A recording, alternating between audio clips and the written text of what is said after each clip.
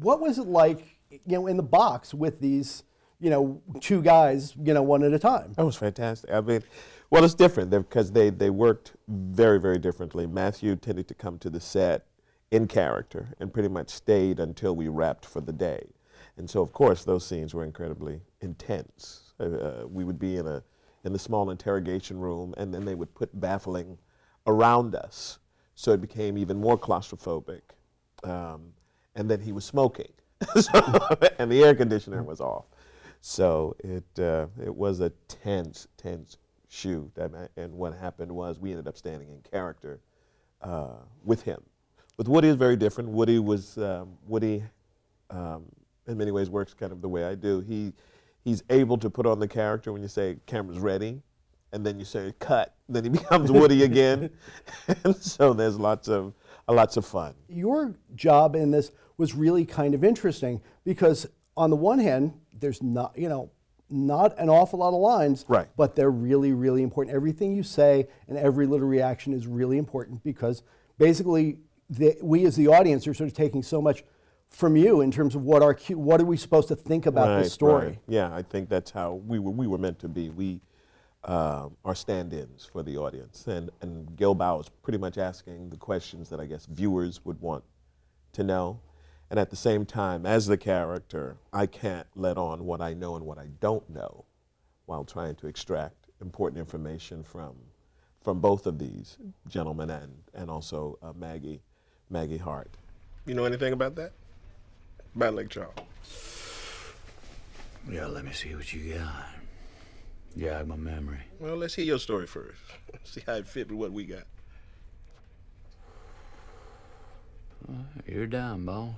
Did you sort of try to build a backstory or get one? You have to. Basically, in intervening years, how did you begin? Did I begin as a cop in Louisiana? And I decided no, that I began as a cop in Mississippi. And then moved to Louisiana and became a part of the state detectives in Louisiana, and had worked on some pretty high-profile cases and had done very, very well. Can you think of any particular details that they might have steered you towards in terms of what Matthew and what Woody were doing?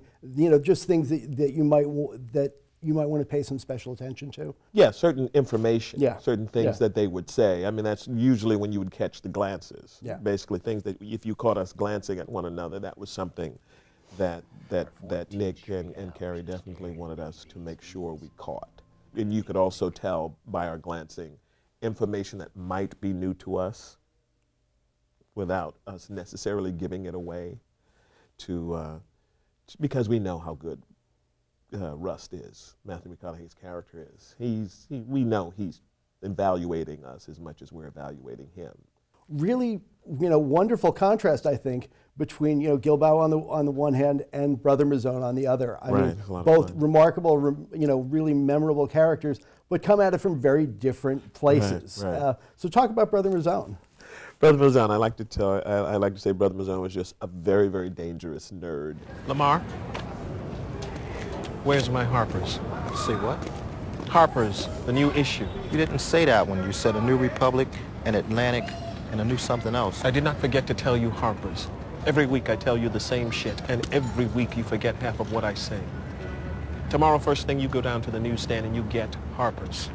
And The Nation, too, which you also managed to forget.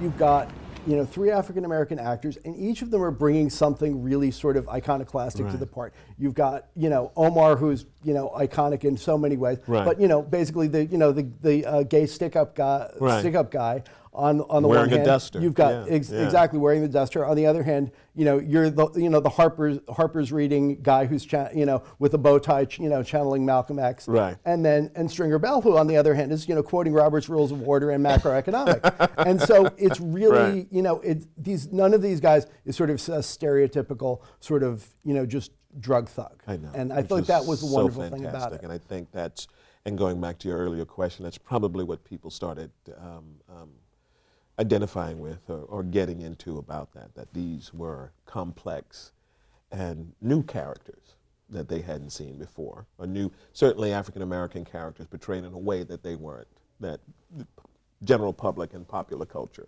are normally portrayed, and I think people really kind of got into that. going back to True Detective, for the most part, except for that one little moment where, you know, Papania goes on about what do you mean about coon hunting, aside from that, it doesn't seem like race sort of enters into it in any way. It was politics with a small p, because we get to see we see the squad room in 1995, which is pretty much all Caucasian. And then suddenly here we are in 2012, and so many things have changed. And there's little things like Woody's character mentioning about, yeah, looking at the pictures of the former governors and presidents, and he says, oh, I see you guys got one of your guys up there, that sort of thing. So you get it. Yeah. It chafes Papania because it just does.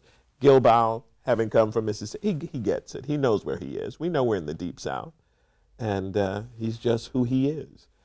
I'm not interested in that. I'm interested in something else. Yeah.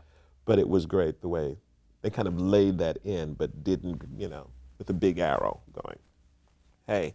You know, the third big thing on your resume is, you know, Book of Mormon. Book of Mormon. I mean, you know. A little singing and dancing. Exactly. Talk about that. I started reading it and literally just howled.